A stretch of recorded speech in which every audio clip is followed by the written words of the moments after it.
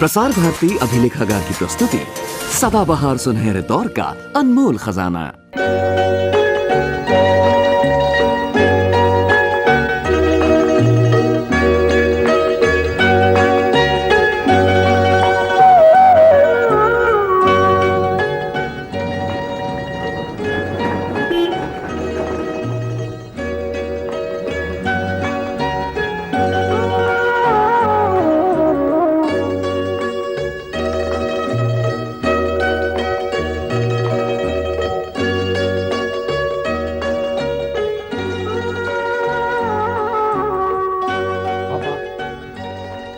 Welcome, my son. Welcome. Congratulations. Thank you. आज मुझे फख्र महसूस हो रहा है कि मैं सीबीएसई टॉपर अमजद का बाप हूँ। Thanks for giving me such a pleasure. Oh, come on, पापा। Anyway, कितना परसेंट मार्क्स कैरी किए मेरे बेटे ने? 96.2% पापा। That's great. How much in biology? 98% पापा। Top marks। Very nice, very nice. What about botany? 97.5% पापा। Again top marks। Wonderful, wonderful. Show me your mark sheet. That's wonderful. ऐसे ही मेरा बेटा एक दिन एमबीबीएस टॉपर बनकर दिखाएगा। Yes, my son, you can achieve that. पापा, आज इस खुशी के मौके पर मैं आपसे कुछ मांगूं? Of course, my son. क्या चाहिए तुम्हें बताओ? Mercedes car, foreign tour, anything you want. बोलो बोलो क्या चाहिए? हाँ मिस रोजी, मेरे बेटे के लिए अभी जूस लेकर आओ। पापा, मैं डॉक्टर नहीं बनना चाहता।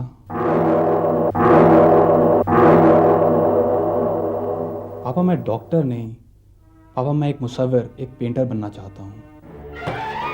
पापा, इस खुशी के मौके पर मैं आपसे आर्ट कॉलेज ज्वाइन करने की इजाज़त मांगता हूँ। पापा प्लीज़ डोंट डिनाई।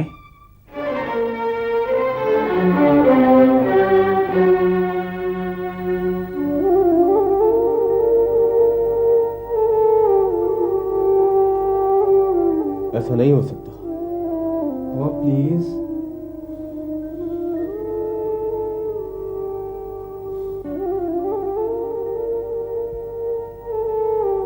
आओ मेरे साथ।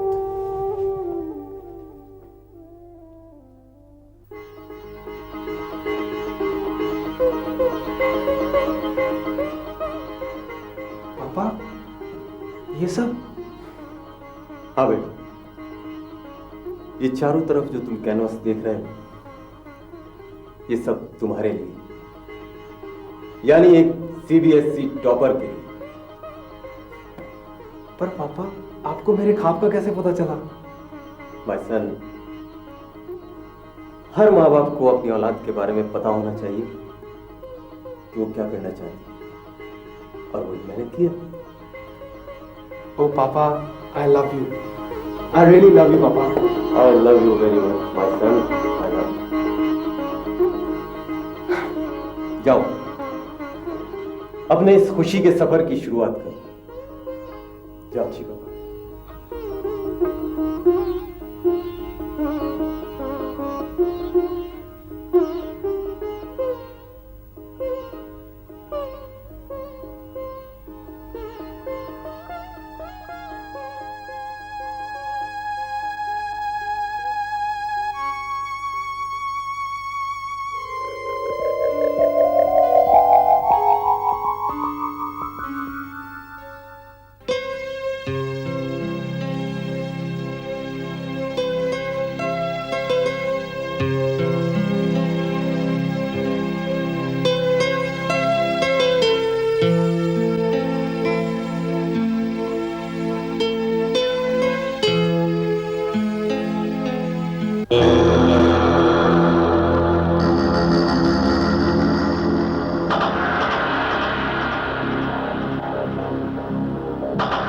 इशरत, ये सब क्या हो रहा है?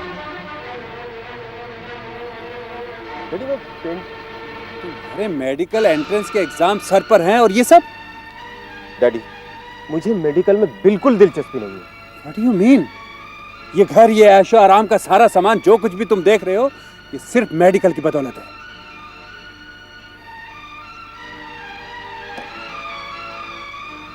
डैडी, इसका मतलब तो ये हुआ कि जो लोग डॉक्टर नहीं होते वो सब दुखी। ये मैंने कब कहा? लेकिन बरखुरदार, यही एक ऐसा पेशा है जिसमें इज्जत भी है और पैसा भी है। हालांकि यही एक ऐसा पेशा है जिसमें पैसा नहीं होना चाहिए। वो किस लिए?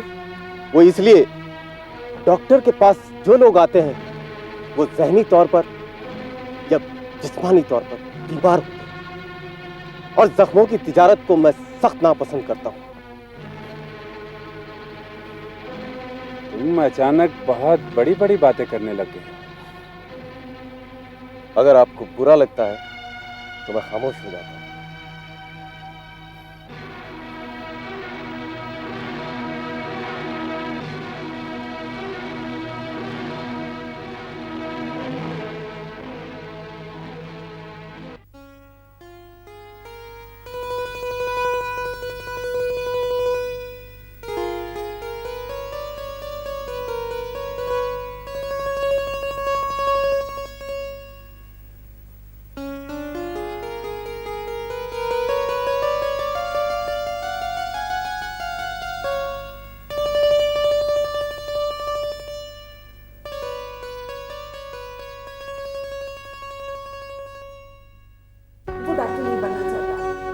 मैंने तुम्हें कह दिया है, वो डॉक्टर बनेगा तो सिर्फ डॉक्टर बनेगा और कुछ नहीं बनेगा। ये जरूरी नहीं होता कि बाप डॉक्टर है तो बेटा भी डॉक्टर बने। क्यों नहीं जरूरी होता? उसका रुझान नहीं है। वो खानदानी पेशा हमारा।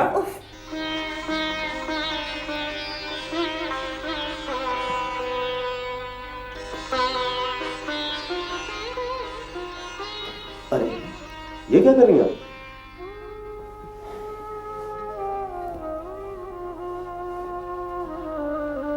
बेटा, अब क्या हो गया? क्यों? कुछ भी तो नहीं, मैं तो बिल्कुल नॉर्मल। तेरे पापा तो बहुत अपसेट हैं। कह रहे थे तूने उनके साथ कुछ बदतमीजी की है। जहां तक मैं समझता हूं मैंने तो ऐसी कोई बदतमीजी नहीं की। उनके सवालों का जरूर जवाब दिया। बेटा शायद तू नहीं जानता, तेरे पापा ने अपने अब्बा के सामने कभी जबान तक नहीं खोली। और आप ही चाहती हैं कि ये बर्बियत कभी खत्म ना हो। अम्मी, आप जो मुझे तालीम दिला रहे हैं, अगर वो मुझे इतना हक नहीं देती कि मैं अपनी राय का इजहार कर सकूं, तो फिर फजूल है ये पढ़ाई। बेटा, हर बाप यही चाहता है कि उसका बेटा उसके नक्शे कदम पर चले और वो अपनी राह अलग ना बना सके। अच्छा, तू मुझे ये बता, डॉक्टरी पेशे में क्या बुराई है? दुनिया में कोई काम बुरा नहीं है अम्मी, हर काम अच्छा है अगर उसे ईमानदारी से किया जाए। डॉक्टरी पेशा बुरा नहीं है, लेकिन अगर उसे ईमानदारी से किया जाए। और जहां तक मेरा सवाल है, मैं एक मुसव्विर बनना चाहता हूं, डॉक्टर नहीं। अपने पापा की खुशी के लिए डॉक्टरी में दाखिला ले ले। अच्छा, मुझे सोचने दो। फिर तुमने क्या तय किया बेटा?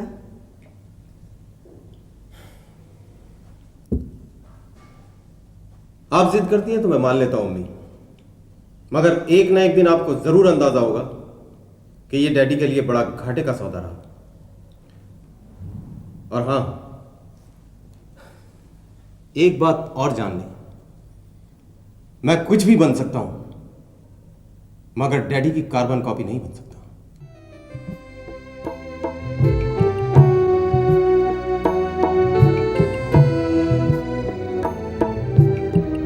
बिखरे ख्वाबों की दुनिया है, सूनी सूनी तन्हा तन्हा।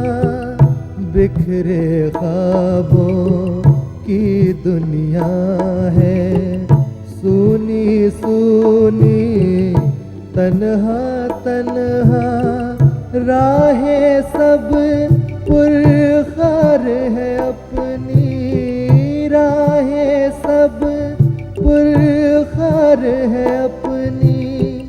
मंजिल राही तन्हा तन्हा, तन्हा तन्हा बिखरे ख्वाबों की दुनिया है, सूनी सूनी तन्हा तन्हा तन्हा तन्हा।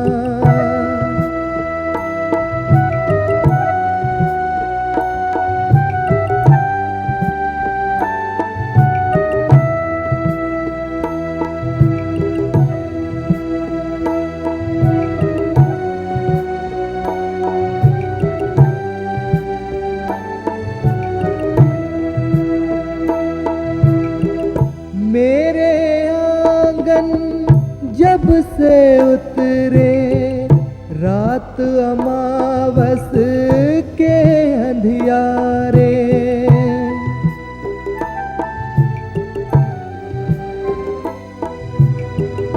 मेरे आंगन जब से उतरे रात अमावस के अंधियारे, छोड़ चली है मुझको अपनी परछाई भी, तन्हा तन्हा छोड़ चली है मुझको अपनी परछाई भी, तन्हा तन्हा राहें सब पुरखार है अपनी, राहें सब पुरखार है अपनी, मंजिल राही तन्हा तन्हा तन्हा तन्हा बिखरे ख्वाबों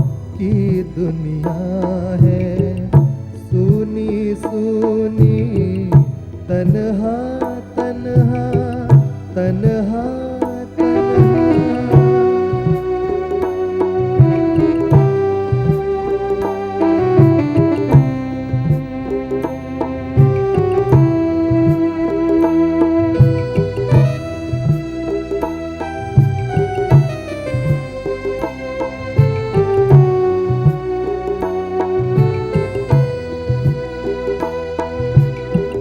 बिखरे ख्वाबों की दुनिया है, सूनी सूनी तन्हा तन्हा तन्हा तन्हा। इशरत ने अपनी सारी तस्वीरें जला दी, तमाम रंग फेंक दिए।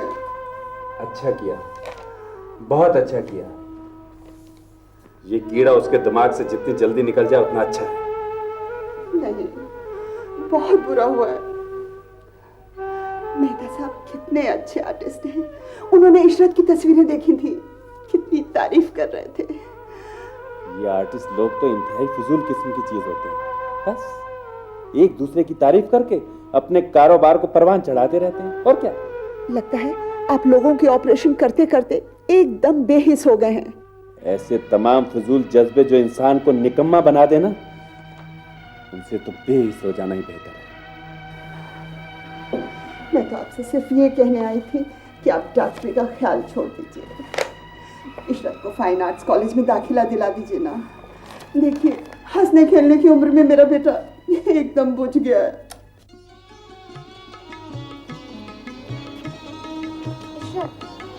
तुम मुझे अपना दोस्त तो समझते हो ना? हाँ, हम दोनों एक दूसरे के साथ कॉलेज में पढ़ रहे हैं इतने दिन से। क्या अभी भी इस बात की जरूरत है? तो तुम मुझे अपने बारे में कुछ बताते क्यों नहीं? क्या बताऊं? कुछ भी। After all we are good friends. हम एक दूसरे से अपने दिल की बात तो कह ही सकते हैं। इशरत, तुम हर वक्त ऐसे खामोश क्यों रहते हो? बस यूं समझ लो, ये मेरी आदत है। कमाल है, मैंने तो सुना है लड़कियों की सोबत में गूंगे भी बोल पड़ते हैं। अच्छा, लेकिन मैंने तो कुछ और सुना है। क्या? यही कि लड़कियों की मौजूदगी में अच्छे अच्छे लोग गूंगे हो जाते हैं। Should I take it as a compliment? As you please. इसका मतलब तुम मुझसे बहुत ज्यादा इम्प्रेस्ड हो। नहीं, मैंने ऐसा तो नहीं कहा। फिर क्या कहना चाहते हो? राहिला, जज्बों के इजहार के लिए आदमी अल्फाज का मोहताज क्यों होता है? हम बगैर कहे कोई बात क्यों नहीं समझ लेते? अगर ऐसा हो जाए ना तो जिंदगी बहुत बदसूरत हो जाएगी। वो किस तरह? इंसान को जिंदगी में सच्चाई के साथ साथ थोड़े से झूठ की भी जरूरत होती है। अच्छा, तुमको भी? शायद मुझे भी। आफ्टर ऑल मैं एक नॉर्मल इंसान हूँ। इसमें इतना हंसने की क्या बात है? चले। राहिला, रास्ते हमेशा सीधे होते हैं, असल चीज फासला है। क्या मतलब? मतलब ये, जिस रास्ते को तुम जितनी दूर से देखोगी वो उतना ही टेढ़ा नजर आएगा, लेकिन जितना उसके करीब पहुंचोगी वो उतना ही सीधा होता जाएगा। हालांकि तुम्हारी कोई भी बात मेरी समझ में नहीं आ रही, लेकिन मुझे लग रहा है तुम जरूर कोई अच्छी बात कर रहे हो। अच्छा लगा सुनकर। एक बात बताओगे इशरत? हाँ, पूछो। तुम कहते हो तुम्हारी डॉक्टरी में कोई दिलचस्पी नहीं, लेकिन डॉक्टर बोस कहते हैं कि तुम एक बेहतरीन सर्जन बन सकते हो। राहिला, दरअसल ये कमाल मेरा नहीं है, ये कमाल इन उंगलियों का है। जो उंगलियां रंगों में डूब सकती हैं वो कुछ भी कर सकती हैं। अच्छा, दिखाओ। तुम्हें तो वाकई एक मुसव्विर होना चाहिए था। राहिला, इस दुनिया में अक्सरियत उन लोगों की है जो बनना कुछ और चाहते थे, मगर हालात ने उन्हें कुछ और बनने पर मजबूर कर दिया। पर हुजूर, अब आप बहुत जल्द एक डॉक्टर बनने वाले हैं, और अब ये फिलोसॉफिकल बातें छोड़िए, अपनी पढ़ाई में ध्यान दीजिए।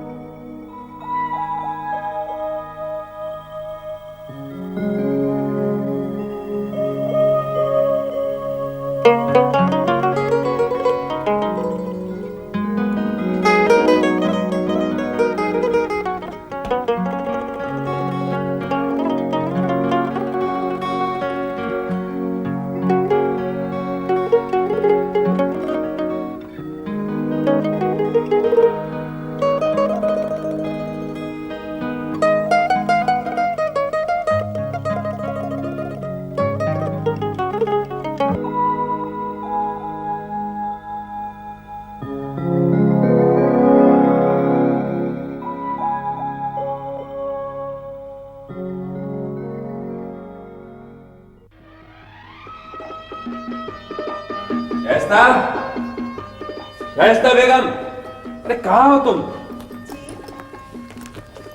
जानती हो तुम्हारा बेटा आज भी क्लिनिक नहीं है। मैंने उसे कहा था, मगर वो कह रहा था कि वो किसी गांव में जाकर प्रैक्टिस करेगा।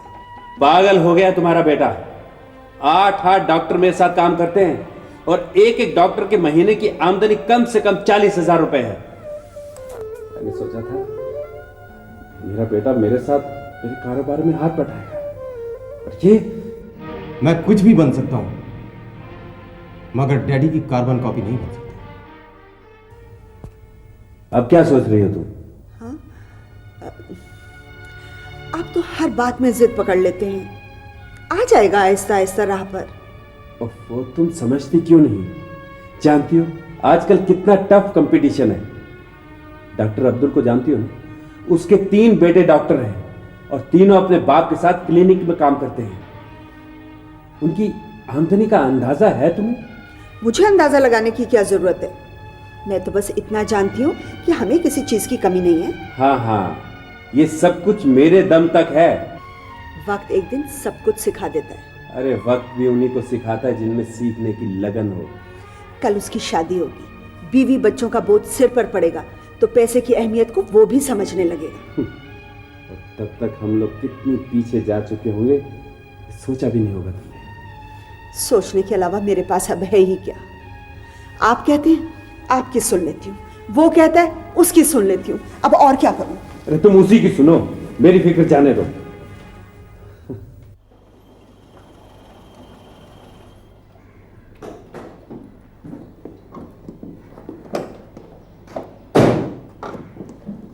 रमेश, तुम मेरी बात समझने की कोशिश करो। मेरा मतलब है, इस दुनिया में अक्सरियत उन लोगों की है जो अपनी सोच के दरवाजे बंद किए हुए बैठे हैं और पसंद की खिड़की खोले बैठे हैं, और ऐसे लोगों को मैं पसंद नहीं करता। अब जिद छोड़ भी दे यार, अंकल बहुत परेशान है। उन्हें परेशान रहने की आदत पड़ चुकी है। जिस दिन वो परेशान नहीं रहेंगे उस दिन वो तन्हा हो जाएंगे। तो तुम अंकल का क्लिनिक क्यों नहीं ज्वाइन कर लेते?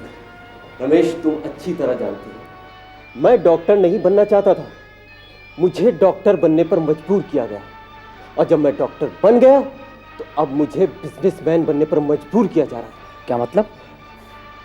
एक दफा डॉक्टर बोस ने कहा था, जिस दिन डॉक्टर और उस्ताद ताजिर बन जाएंगे तब इस दुनिया में जीने के लिए कुछ नहीं बचेगा। इशरत, तुम कोई कॉम्प्रोमाइज का रास्ता क्यों नहीं इख्तियार करते? कंप्रोमाइज वही तो करता आया हूं रमेश। मेरी पूरी जिंदगी एक समझौता ही तो रही है। इशरत, मैं क्या करूं रमेश? एक तरफ कुआं, दूसरी तरफ खाई, एक तरफ शौहर, दूसरी तरफ इकलौता बेटा। आप परेशान ना हो आंटी, मैं इशरत को समझाने की पूरी कोशिश करूंगा। मैं उसे अच्छी तरह जानती हूँ, वो कभी नहीं मानेगा। मगर आंटी, हम अगर ठंडे दिल से सोचें तो इशरत कुछ गलत तो नहीं कहता। मैं मानती हूँ शीशे की तरह साफ है मेरा बेटा, मगर क्या करूँ, उसकी बात कोई नहीं समझता। मैं समझती भी हूँ तो तुम्हारे अंकल के हाथों मजबूर हो जाती हूँ। कभी सोचती हूँ उसकी शादी कर दूँ, शायद इसी से कोई रास्ता निकल जाए। नहीं आंटी नहीं, बहुत बड़ा रिस्क है। हम यूं करते हैं, कुछ दिन और इंतजार करते हैं, शायद कोई रास्ता निकल ही आए। और मैं इशरत को समझाने की पूरी कोशिश करूंगा। तुम हमेशा समझाते रहते हो रमेश, लेकिन एक बात तुम अभी तक नहीं समझ पाए कि मैं और पापा दो अलग राहों के मुसाफिर हैं। तुम हमें खींचकर एक दूसरे के करीब नहीं ला सकते। किसी ना किसी को तो रास्ता बदलना पड़ेगा ना। इशरत, तुम भी मेरी मुश्किल को नहीं समझते। देखो, अंकल की मैं बहुत इज्जत करता हूँ और तुम मेरे बहुत ही प्यारे दोस्त हो। बस आंटी की तरह मेरी भी यही आरजू है कि तुम दोनों के बीच में कोई तनाव ना हो। तनाव मैं भी नहीं चाहता हूं रमेश। मुझे भी इस बात का एहसास है कि मैं उनकी इकलौती औलाद हूं। एक बात बताओ रमेश। हाँ बोलो। जानते हो मैं डॉक्टरी से नफरत क्यों करता था? क्यों?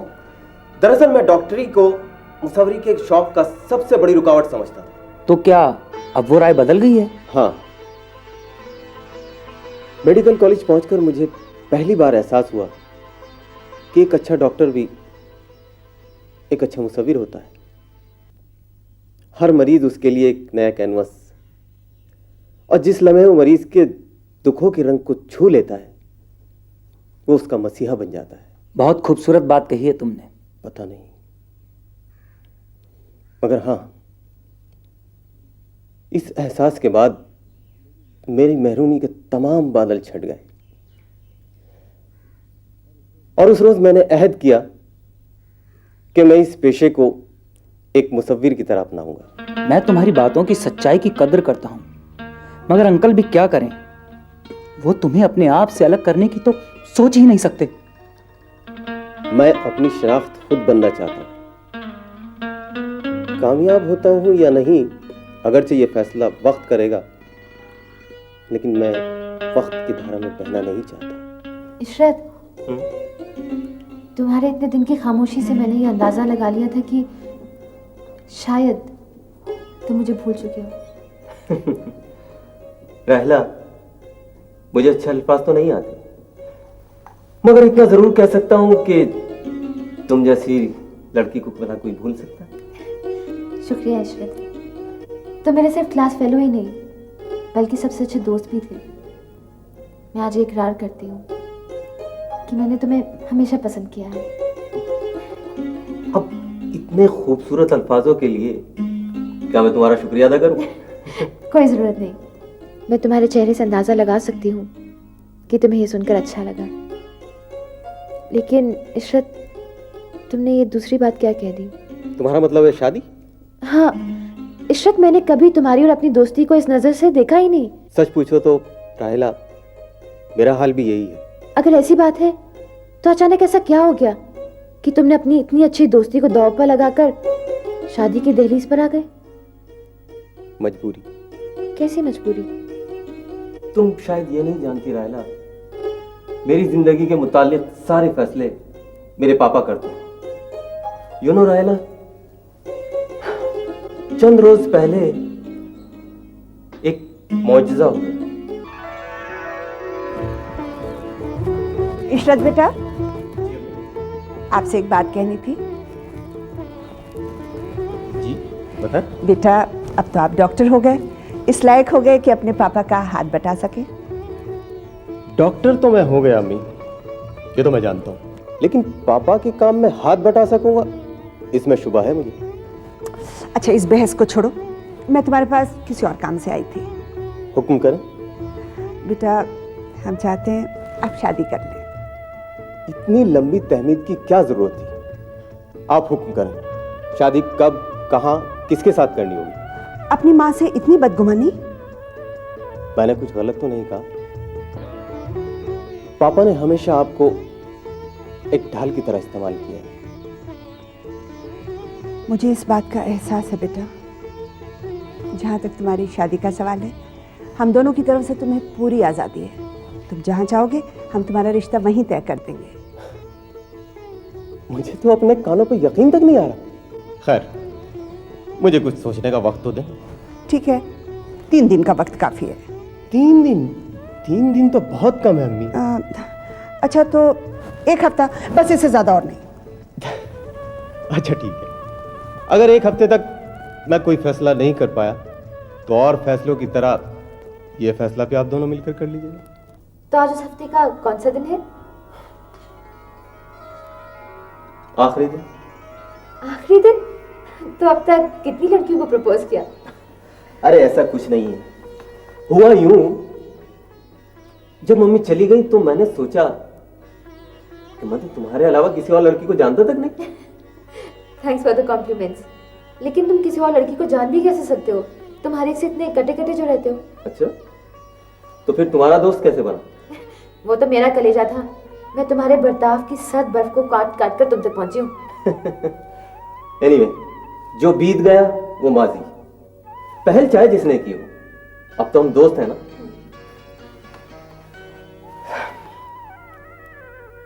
तुमने मेरे सवाल का जवाब नहीं दिया।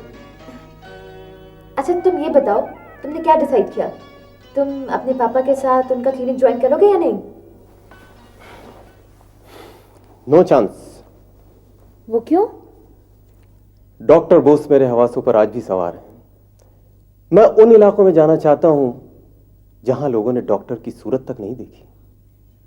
तुम्हारा ये फैसला कुछ सेल्फिश नहीं है? वो किस तरह? अगर तुम्हारी बीवी गांव में ना जाना चाहे तो? वो तुम हो या कोई और, शादी से पहले बस मेरी एक शर्त है।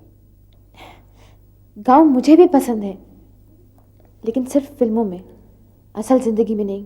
राहिला, अगर मुझे डॉक्टरी के पेशे से इंसाफ करना होगा तो मुझे उन लोगों के पास जाना होगा जो दुखों और बीमारियों के दलदल में फंसे हुए हैं।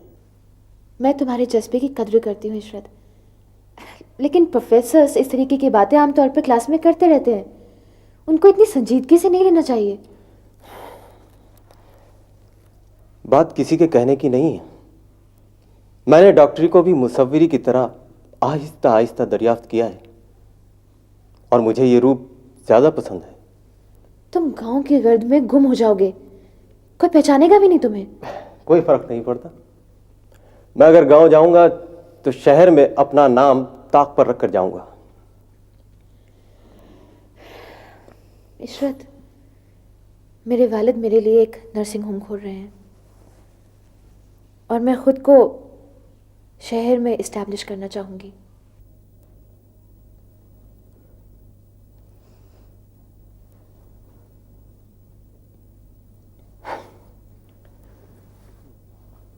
राहिला, मुझे खुशी है कि तुमने मेरी तरह एक सच्चाई से काम लिया है। तुम मुझसे खफा तो नहीं हो ना? सच बोलने वालों से प्यार किया जाता है, उनसे खफा नहीं हुआ जाता। इशरत,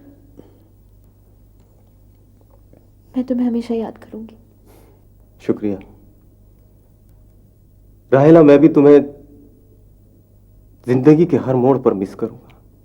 एक बुरी लड़की की तरह ना?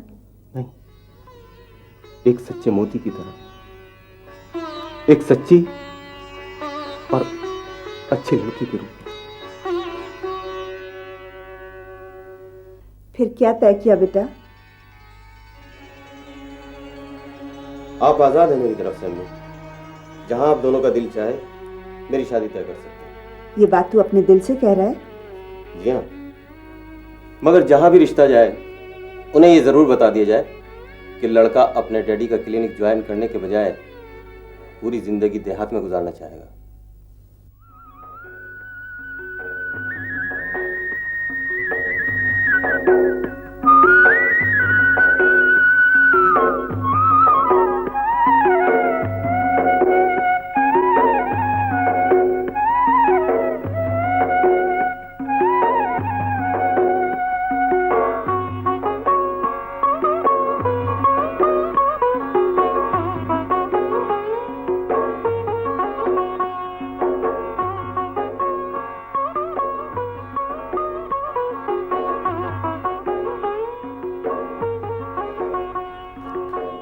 इशरत, तुम अचानक आ गए, बहुत अच्छा लगा। बैठने को नहीं कहोगी? सॉरी, आओ ना, बैठो बैठो।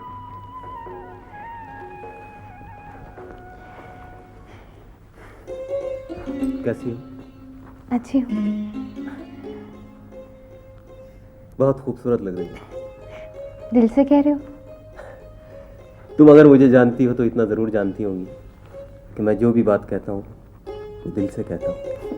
मैं तो मजाक कर रही थी इशरत। मैं जानता हूँ। तुम बैठो, मैं खुद अपने हाथों से तुम्हारे लिए चाय बना के लाती हूँ।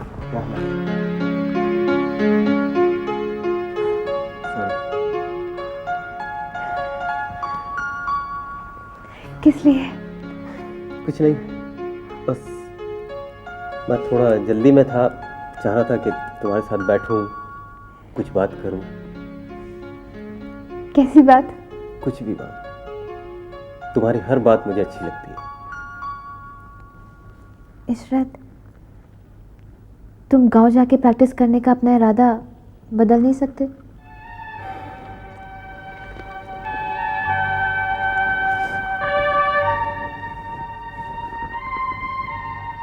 राहिला, कुछ फैसले हम नहीं करते, तकदीर करती है। ये मेरा शादी का कार्ड है। इशरत, अगर हो सके तो तुम मत हम। अरे बेगम, ज्यादा मत डालो, सुबह से बहुत ज्यादा चाय पी ली है। बस बस बस बस। ये लीजिए। अरे बहू, ये सब तुम क्यों कर रही हो?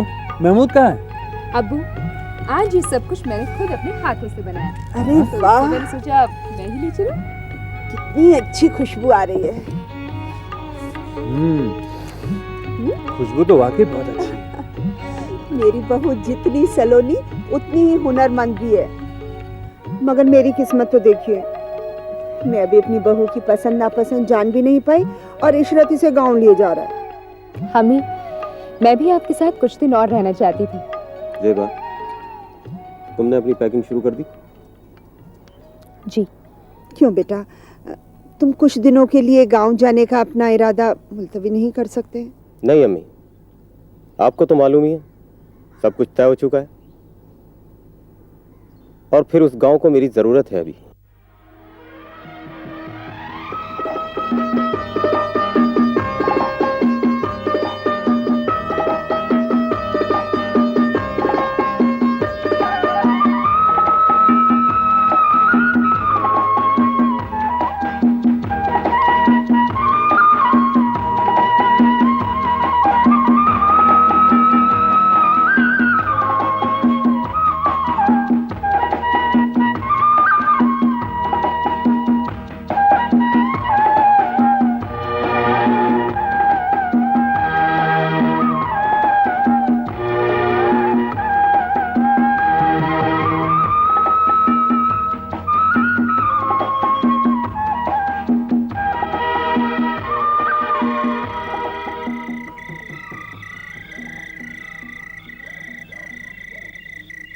आ गए तुम? कितनी देर लगा दी? सॉरी ज़ेबा, असल में क्या है कि पेशेंट बहुत ज्यादा हो गए थे। फिर वही रोज का बहाना है ना? अच्छा देखो, मुझे बहुत जोर की भूख लगी और शायद तुम्हें भी लग रही है। नहीं, मैं खा चुकी हूँ। अच्छा, खूबसूरत चेहरे अगर झूठ बोलना भी चाहे तो बोल नहीं सकते। मैंने कहा ना मुझे भूख नहीं लगी। झूठ ऐसा तो तुमने कभी नहीं कहा।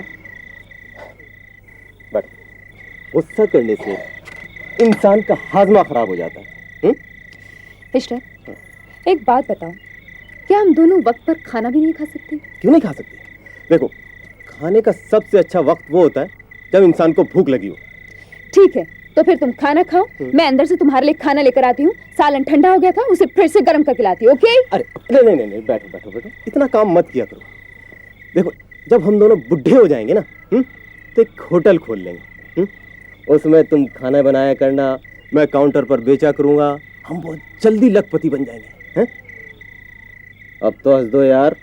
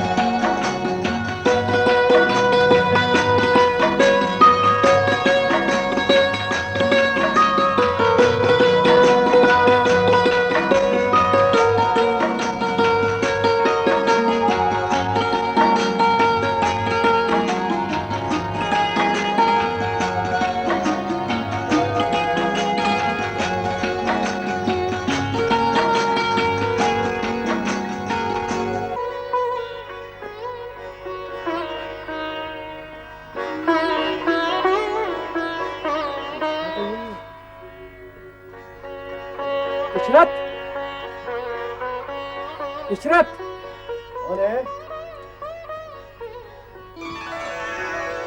अरे रमेश, इस तरह क्या आना था तो हाथ लिख देता, मैं तुझे बस अड्डे लेने चला आता। यार मैं तेरे को सरप्राइज देना चाहता था, इसीलिए तुझे खत नहीं लिखा। चल अच्छा ये उतार। हाँ यार, हाँ मदद कर। हाँ जरूर।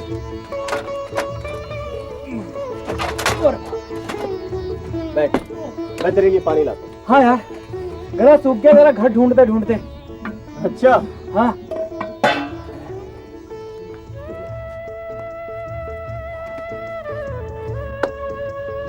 और बता। सांस तो लेने दे। सांस ले तू। एक बात बताऊं तुझे इशरत, पहले मुझे शक था लेकिन अब यकीन हो गया है। क्या यकीन हो गया? यही कि तू पागल है। अच्छा, वो इसलिए भाई कि तेरा ये घर ढूंढते ढूंढते और यहाँ आते आते मेरे तंजर बनते ढीले हो गए हैं। अब रमेश तू खुद ही सोच, जब आदमी इतनी मुश्किल से पहुंचता है तो दवाई कितनी मुश्किल से पहुंचती होगी। दवाई कितनी मुश्किल से पहुंचती होगी। अबे सारे मुल्क में इंकलाब लाने का ठेका क्या तूने ले रखा है? ऐसा कुछ नहीं है यार, असल में मैं सिर्फ अपने जमीर से जवाब दे हूं। फिर तो तेरे को अंकल आंटी की याद भी नहीं आती होगी। ये भला कैसे मुमकिन हो सकता है? कैसे है मुमकिन? कहा जाए इशरत तो दोनों ठीक है, मगर यार वो दोनों अंदर से बहुत बहुत टूट चुके हैं यार। कभी कभी उन पर रहम आता है। मुझ जैसा बेटा पैदा करके तो पछताते होंगे वो लोग। देख इशरत, यार उन लोगों के दिल में क्या है ये मुझे क्या पता, मगर हाँ, अरे हाँ यार, भाभी कहाँ है यार? हम तो बातों में लग रहे। भाभी, भाभी, भाभी, भाभी, इशरत, यार भाभी कहाँ है? बोलता क्या नहीं, भाभी कहाँ है?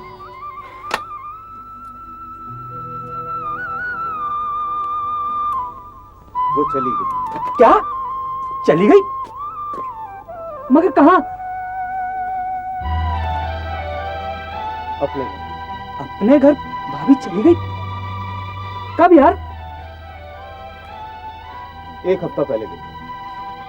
मगर अपने घर भाभी क्यों गई? इशरत क्यों गई भाभी? ज़ेबा, कहाँ हो भाई? अरे एक गिलास पानी तो पिला दो। बहुत थक गया।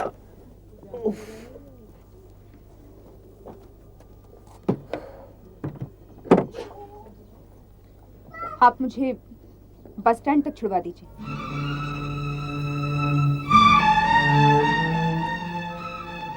क्यों? मैं वापस जा रही हूँ।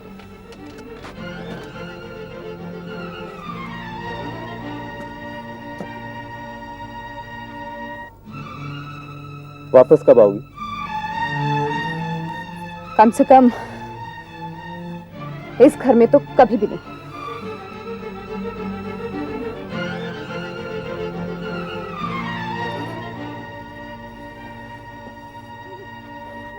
अच्छी तरह सोच समझी। हाँ, खूब सोच लिया है मैंने।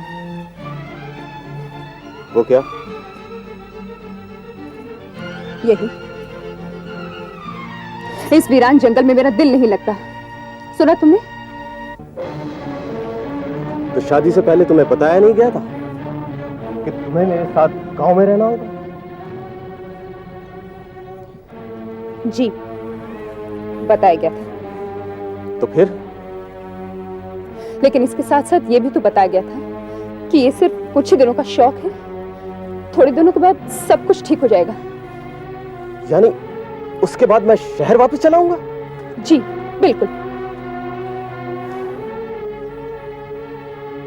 तुमने और तुम्हारे घर वालों ने मुझे समझने में बहुत बड़ी गलती की है।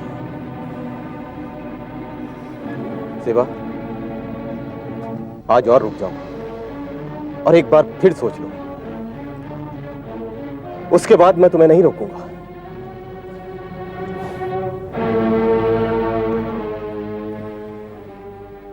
तो फिर क्या भाभी अगले रोज चली गई? नहीं, बल्कि उसी रोज चली गई। क्या? उसी रोज? How could she behave like that?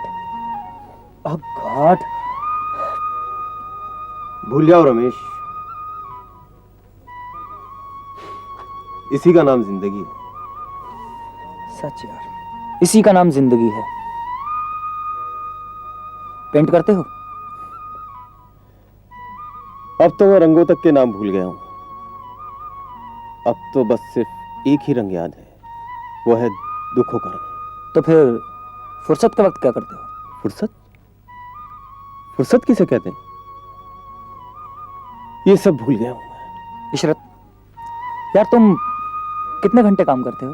कभी 16 घंटे, कभी 18 घंटे, कभी कभी तो पूरी रात आंखों में कट जाती है। तो सर्दी लग रही है? हाँ।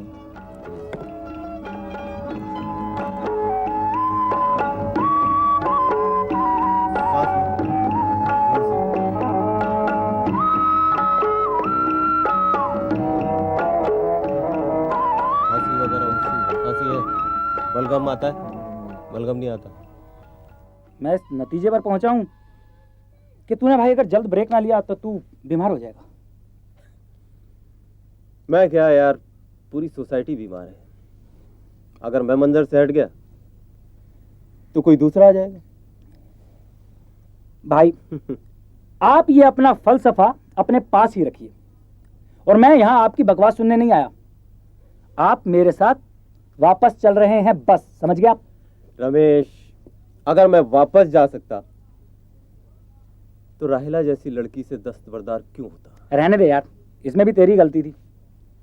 वैसे रमेश, तुम भी कम पागल नहीं हो। क्या मतलब क्या तेरा?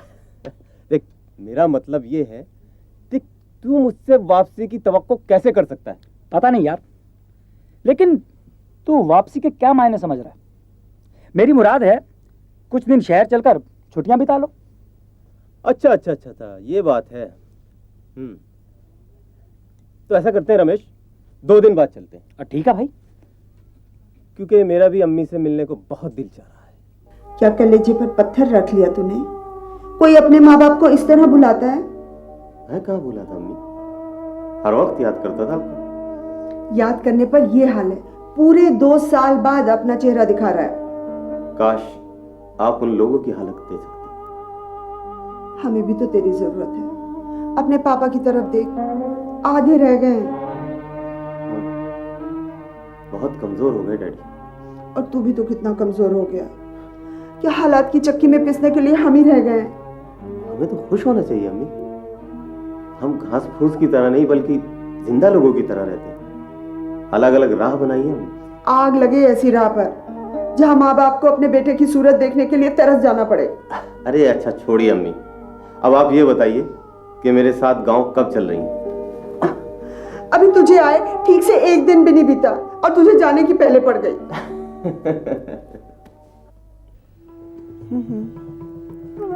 ठीक है, इंशाल्लाह सब ठीक हो जाएगा, आप यकीन रखिए। जी किसका फोन था? तुम्हारी सास का। वो सेवा की वजह से बहुत परेशान है।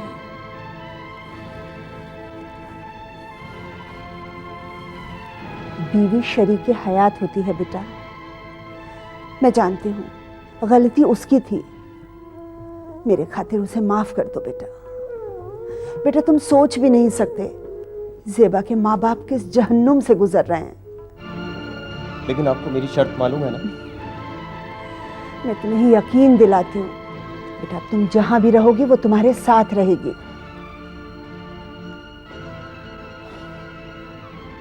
ठीक है मम्मी, जैसा आप चाहें।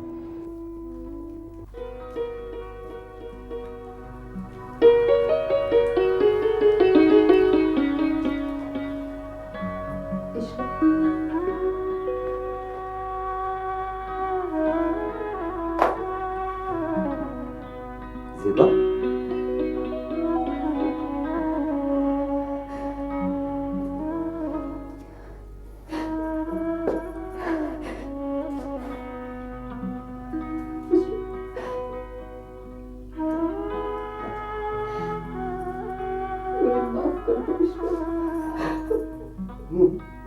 अच्छा इधर आओ, बैठो बैठो।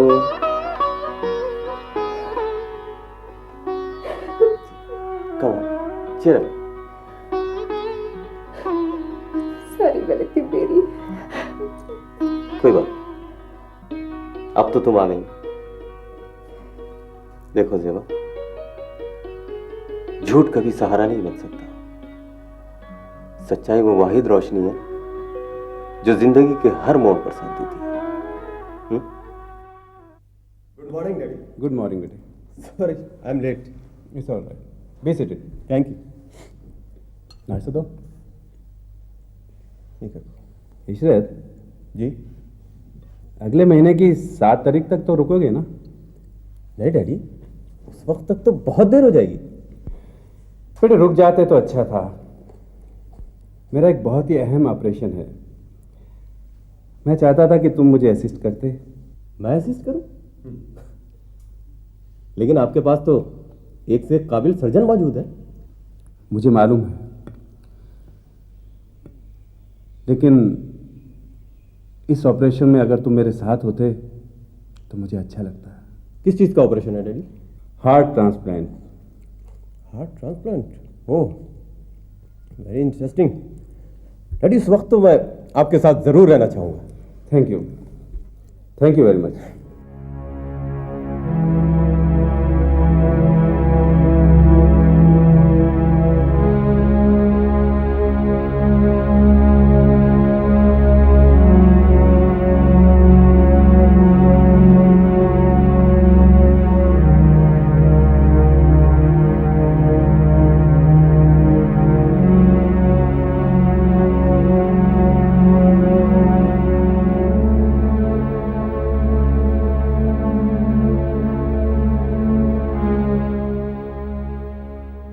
इशरत, इशरत मेरे भाई, अरे मजा आ गया यार, कमाल कर दिया तुमने, छा गए, मुबारक हो भाई। किस बात की मुबारकबाद भाई? अरे कल तुम्हें और अंकल को टीवी पर देखा, रेडियो पर सुना, और आज का अखबार वो तो तुम दोनों की तस्वीरों से भरा पड़ा है। अरे मैं भी उसी तरह हैरान हूं जितने के तुम। क्या मतलब?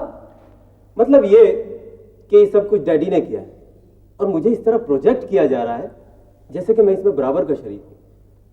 पर इशरत, ऑपरेशन तो कामयाब रहा। Everything looks normal. मैं भी थोड़ी देर पहले ही क्लिनिक से आ रहा हूं। फिर तो मानना पड़ेगा यार कि अंकल तुझे बहुत मोहब्बत करते हैं।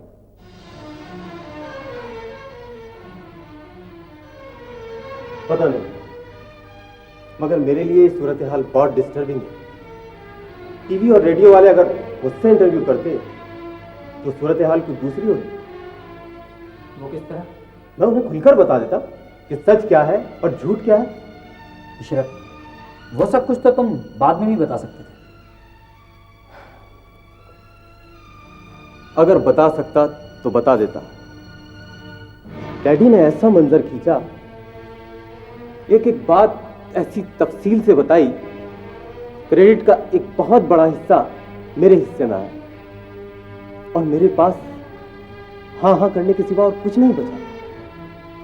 अगर मैं सच बोल देता तो डैडी की पोजीशन खराब हो जाती। यार इशरत, फिर तो अंकल की मोहब्बत की दाद देनी पड़ेगी। समझ में नहीं आता कि ये मोहब्बत है या किसी सोची समझी स्कीम का एक हिस्सा।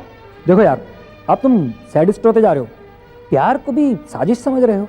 काश ये मोहब्बत ही है, मगर मुझे कुछ ऐसा लग रहा है कि कोई मुझे मोहरी की तरह इस्तेमाल कर रहा है। लेकिन यार, तुम्हें इस तरह की पब्लिसिटी देकर आखिर अंकल को क्या मिलेगा? देख रमेश, दौलत और शराब की तरह शोहरत का नशा भी कम नहीं होता। अगर किसी को इसकी आदत पड़ जाए तो इससे भाग नहीं सकता। तो तुम्हारे कहने का मतलब है कि अंकल ये सब कुछ तुम्हें रोकने के लिए कर रहे हैं? उन्होंने अपनी जबान से तो कुछ नहीं कहा, मगर शहर से गांव तक एक शोहरत का पुल जरूर बनवा दिया। मुझसे मेरी शनाख्त छीन ली उन्होंने रमेश, जो तन्हा मैंने अपनी कोशिशों से पाई थी। अब छोड़ो भी यार, तुम ये बताओ कि तुम्हारा प्रोग्राम क्या है? मैंने तय कर लिया यार, मैं अगले हफ्ते गांव चला जाऊं। अंकल जाने देंगे तुम्हें? फिर मैंने तो ये भी सुना है कि तुम अंकल को क्लिनिक में असिस्ट करते रहे। मैं एक डॉक्टर हूं और मेरे पेशे में बैठना गुनाह है। मैं एक्सपीरियंस गेन करने के लिए उनको असिस्ट करता रहा हूं।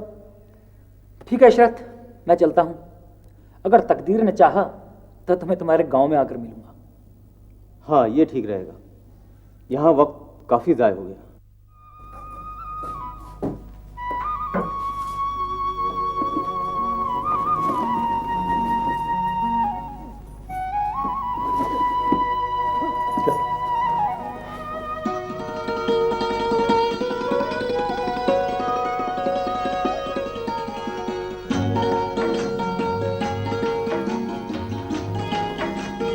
अब इसे रहने दे, तुझे थोड़े दिन और रुकना पड़ेगा। अब क्या हुआ अम्मी? आप समझती क्यों नहीं? वहां लोगों को मेरी कितनी जरूरत है। अरे बुद्धू, तेरी यहाँ भी हमें बहुत जरूरत है। पता नहीं तुझे किसने डॉक्टर की डिग्री दे दी। लीजिए, मेरे अखबारों में इतने बड़े बड़े फोटो छप रहे हैं और आपको मेरी डॉक्टरी पे अभी तक शुबा है। अरे पगले, तू बाप बनने वाला है। मैं लेकिन ये आपको किसने कहा कि मैं बाप बनने वाला हूं? कोई बताया तो किसी ने नहीं, मगर मेरी नजरों ने सब ताड़ लिया। कहीं ये मुझे रोकने का बहाना तो नहीं है? बिल्कुल नहीं। अगर विश्वास नहीं तो आज शाम को जेबा को डॉक्टर के पास ले जाऊंगी। तेरा दिल चाहे तो तू भी चलना। हाँ। मैं क्या करूंगा अभी जाके? है इशरत बेटे, आजकल मेरी तबीयत कुछ गिरी गिरी रहती है। सोच रहा हूँ थारो चेकअप करा लूँ। इसमें सोचने वाली क्या बात है डैडी? आपको तो अब तक चेकअप करा लेना चाहिए। बेटे, तुम कुछ दिन के लिए और रुक जाते तो अच्छा रहता।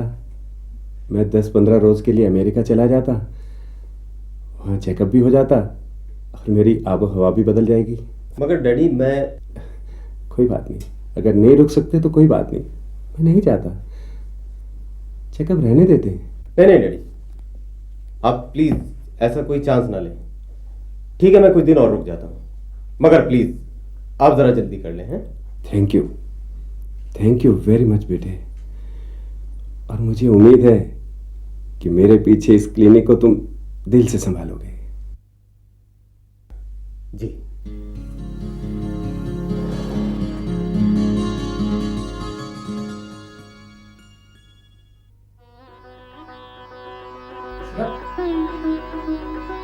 हाँ रमेश,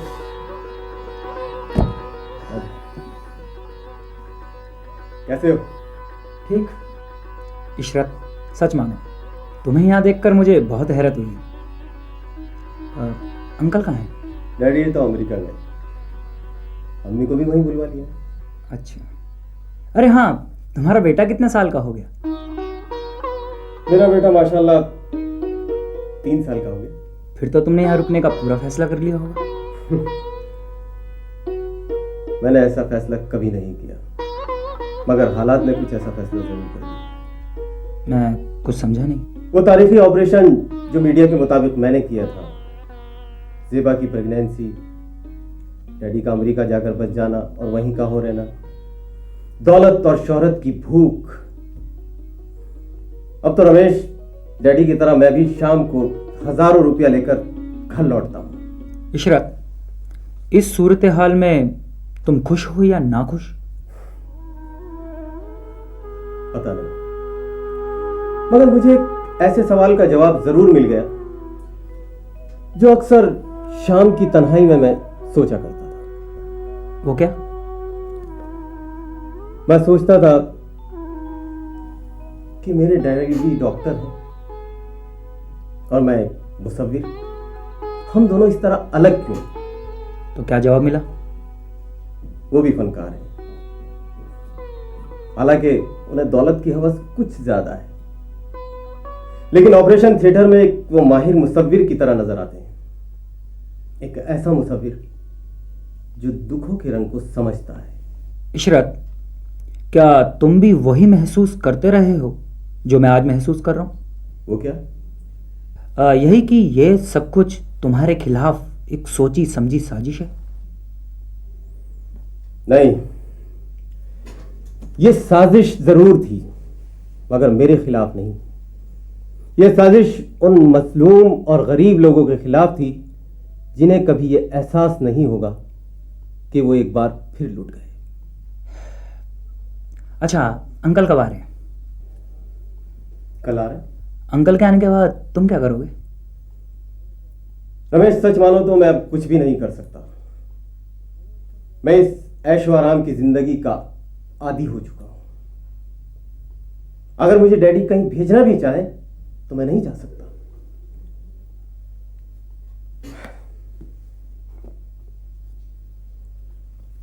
अब तो मुझे अपने बच्चे का फ्यूचर संभालना है। पापा, पापा, पापा, कहाँ खो गए थे?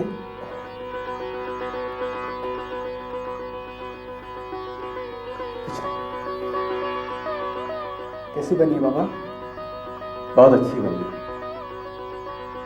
बेटा, अभी इसमें रंग और क्या? जी पापा।